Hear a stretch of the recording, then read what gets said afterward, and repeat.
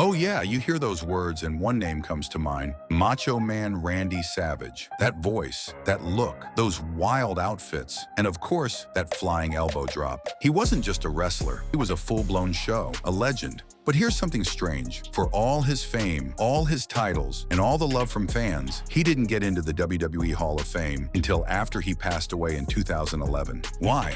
That's the big question. Let's take it from the top. Before he was Macho Man, his name was Randy Poffo. He actually wanted to play pro baseball. He got signed by the Saints, Louis Cardinals as a catcher, but he hurt his arm and that dream ended. So he followed his dad, Angelo Poffo, into wrestling. He started in 1973 as the Spider, but later got the name Randy Savage because of how intense his style was. By 1985, he joined WWE and took off like a rocket. He won his first WWE title at WrestleMania 4. He teamed up with Hulk Hogan to form the Mega Powers. He had a huge match with Ultimate Warrior at WrestleMania 7 that fans still talk about. Then in WCW, he won even more championships. He was the full package: power, style, and star power. But even with all that, something was holding him back from getting into the Hall of Fame while he was alive. It wasn't his talent. Everyone knew how great he was. It was something personal, something behind the scenes, all his controversies.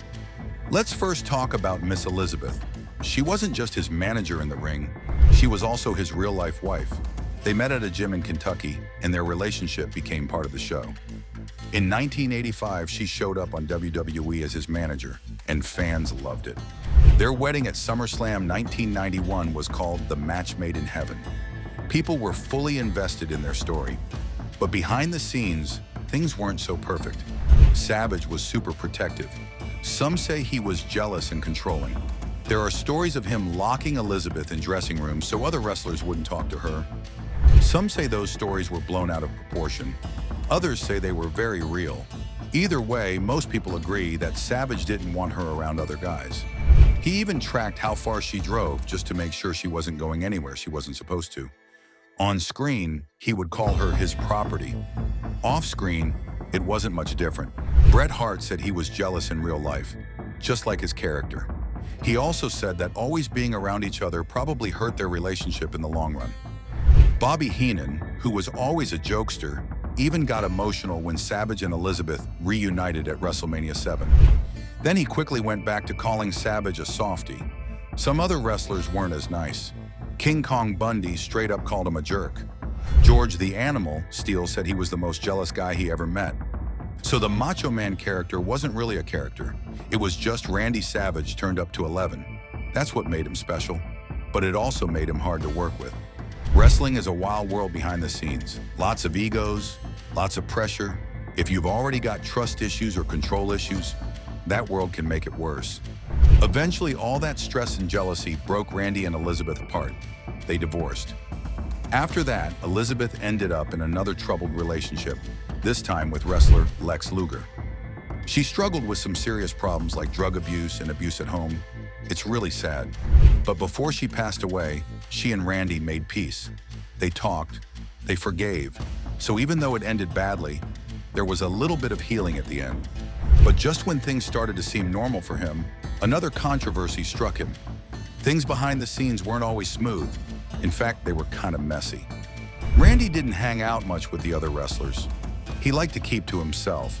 People said he didn't trust many folks, especially later in his career. Some even said he was paranoid. He didn't just worry about work stuff either. He was super cautious in his personal life too. There are stories about him putting up a bunch of security at his home because he thought someone might come after him. Jake the Snake Roberts, who worked closely with him in the early 90s, said Randy was always on edge. There's this one time they were working a storyline with a real snake. Jake said Randy kept asking over and over if the snake was safe. He even asked Jake if he was trying to take him out to steal the title. That wasn't a joke. He was serious. That's how much he didn't trust people. A writer named Jan Finkel said Randy might have had a bit of an obsessive side. He was a perfectionist. He always wanted things done exactly right. And sometimes he made small problems feel way bigger than they were. It was like his brain was always on high alert, always ready for something bad to happen. Because of that, Randy kept more to himself. He didn't really get close to a lot of people, and the more he stayed distant, the more people talked. It kind of turned into a cycle. He didn't trust people, so he stayed away. And then people thought he was hard to work with, and yeah, he had a temper. A real one. If you made him mad, he wouldn't just yell. Sometimes it got physical. One of the wildest stories is about a fight with Road Warrior Hawk. It started in Japan in 1996. Hawk thought Randy was being too friendly with his wife, so he walked up and punched him, knocked him out cold. But even after that, Randy got up and still went out for his match like nothing happened. Then a few years later, they ran into each other again at a Kid Rock concert. Hawk tried to shake Randy's hand, but Randy wasn't having it. He hit him again and knocked him down. And it didn't stop there. Randy's girlfriend and another woman got into it with Hawk's wife. There were injuries. Hawk said he took legal action, but the case went away after he passed in 2003. People who knew Randy said he never forgot stuff like that. And he didn't forgive either. He held on to grudges for years. If you crossed him once, that was it. Even his relationship with Hulk Hogan wasn't all sunshine. Sure, a lot of their rivalry was for show, but there was some real heat too. Randy thought Hogan was trying to steal the spotlight. He even said Hogan had a thing for Miss Elizabeth. On TV, he called Hogan a coward and said he wouldn't fight him like a man. And behind the scenes, people said Randy was always yelling at someone, always intense, always ready for a fight. And then there's the rumor, the one about Randy and Stephanie McMahon. It was never proven, no one confirmed it, but even just the rumor was enough to cause trouble. In wrestling, stories like that spread fast, and even if they aren't true, people believe them. After Randy left, WWE made fun of him on TV. They created this fake character called Macho Man and made jokes about him being old and washed up. It felt mean, and it made it pretty clear that things were personal. The sad part?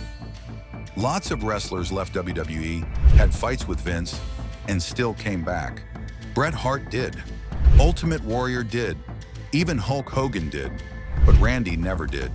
He never made peace with WWE before he died. People say he was asked to go into the Hall of Fame a few times, and he said no every time. The rumor about Stephanie stayed around for years. Even without proof, it kept people talking. And in wrestling, sometimes the story is more powerful than the truth. That's what happened with Randy. The story stuck, and it kept him out of WWE for nearly 20 years. By the time Randy Savage stepped away from wrestling, his body had already been through a lot. Decades of hard hits, big stunts, and nonstop travel left their mark. Like so many wrestlers from his era, he paid the price physically. He even hurt his neck and back while filming a scene for the Spider-Man movie. Not in the ring, but still putting his body on the line. It all added up over the years. You look at guys like Hulk Hogan, who had multiple back surgeries, and it's clear how brutal this life can be. Randy didn't talk about it much, but the pain was there. You could see it in how he moved, especially in his later years. And it wasn't just physical pain. People started to wonder about Randy's mental health too. Hulk Hogan once said Randy had become crazy and bipolar, but not everyone agreed with that. Some people, like author John Finkel, who studied his life closely, said Randy wasn't crazy. He was just intense. He was a perfectionist. He wanted everything to be right, and when it wasn't, it really got to him. Some fans online have said the same thing. They think Randy struggled with some mental health issues, maybe even used drugs back in the day, which made things worse. They say he could be paranoid and insecure. But if he trusted you, he could also be kind and loyal. So maybe the pressure, the pain, and the constant spotlight all worked against him. Life on the road, living out of bags, always being on, it's not easy. Wrestling doesn't leave a lot of space for rest or real peace. And for someone like Randy, who already needed control and structure, it probably made things even harder. Finkel's take makes a lot more sense than Hogan's. He didn't see Randy as losing it. He saw a guy who felt like everything was on the line, all the time. Someone who needed order in a world that rarely had any. That kind of stress can build up and change how you act. But Randy wasn't afraid to show emotion either. In a 1992 interview with Arsenio Hall, he said something a lot of people remember. He said, "It's okay for macho men to show every emotion," and added, "I've cried 1,000 times and I'm gonna cry some more." That's not the kind of thing you expect from the Macho Man. But that was him. Real, honest, and not afraid to be vulnerable. After leaving wrestling in the early 2000s, Randy started living a quieter life. Then in May 2011, tragedy struck. He was driving with his wife when he had a heart attack and crashed the car. He died that day. The autopsy showed that his heart was badly damaged, enlarged, and more than 90% of his arteries were blocked. He had no idea. He wasn't taking any heart meds. His brother Lanny said he was grateful Randy didn't suffer, that it was quick, peaceful. It was shocking. This man, full of life and energy, had something serious going on inside, and no one knew, not even him. That brings us to the Hall of Fame. For years, people kept asking, why isn't Randy Savage in the WWE Hall of Fame? He was one of the biggest stars ever, but Randy had a rule. He said he'd only accept the honor if his whole family went in too. That meant his brother Lanny and their dad Angelo. He didn't want to be the only one. He wanted to share that moment. WWE wouldn't go for it, so Randy said no. Every time they asked, he turned them down. After he passed, Lanny became the one to speak for Randy's legacy. And at first, he stuck to Randy's wishes. No family, no Hall of Fame. But over time, Lanny changed his mind. In 2015, he said yes. Why? Because of the fans. He said it felt right. That even though it wasn't exactly what Randy wanted, it was something the fans deserved. People had been waiting for years to see it, and sometimes you do something not for yourself, but for the people who cared. So on March 28, 2015, Randy Savage was finally inducted into the WWE Hall of Fame. It was emotional, a full circle moment, one that should have come sooner, but still meant a lot. After that, WWE's whole attitude toward Randy changed. They started releasing shirts, action figures, even a special one in his Slim Jim outfit. Sales went up, money went to his estate, which was said to be worth around $8 million at the time of his death. They even brought back Slim Jim as a sponsor, calling it the biggest deal in WWE history. And it was all built around Randy.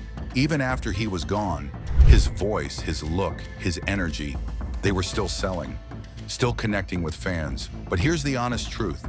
WWE didn't do any of this while Randy was alive. When he was around, he had opinions. He had boundaries, and they didn't want to deal with that. After he passed, it got easier.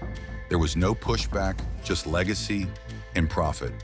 So yes, the Hall of Fame was a tribute, but it was also business. It was WWE finally recognizing his value, because fans never forgot. In the end, Randy Macho Man Savage was more than just a wrestler. He was a legend. From his colorful outfits to his wild energy and his famous, "Ooh yeah," he stood out like no one else. But behind all that, his story was a lot more complicated. Getting into the WWE Hall of Fame didn't happen right away. In fact, it took years after he passed away. There were a lot of reasons why. Randy was known for being intense. He was serious about everything, sometimes too serious. He could be jealous, especially when it came to Miss Elizabeth. What he showed on TV wasn't always just a character. A lot of it was really him. He also had problems with people backstage. He liked things his way. That made working with him tough at times.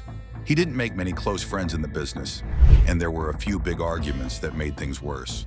One major problem was his exit from WWE. He wanted to keep wrestling, but WWE wanted him to switch to commentary. That didn't sit well with him. Then he left for WCW and took the Slim Jim deal with him. That was a big money loss for WWE. And on top of all that, there were rumors, especially one about Stephanie McMahon, that added even more tension, even though nothing was ever proven. All this kept him out of the Hall of Fame for a long time. On the health side, Randy went through a lot. Wrestling for years wears you down. He also had stress and maybe some mental health struggles too.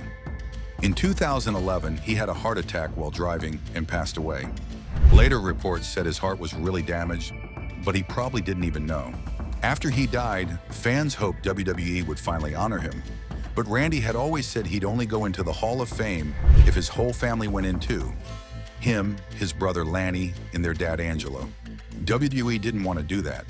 But in 2015, Lanny decided to say yes anyway. He said it was for the fans. And just like that, Randy Savage was finally in the Hall of Fame. Since then, WWE has brought back his image in a big way. They've sold shirts, toys, and even brought back Slim Jim as a sponsor. His legacy is everywhere. His voice, his look, his energy, it's all still going strong. Randy had his flaws, no doubt, but he gave everything to wrestling. He was real, he was passionate, and fans still love him for it. Thanks for watching. If you enjoyed this story, hit like, subscribe to the channel, and drop a comment below. Let us know who you want us to cover next.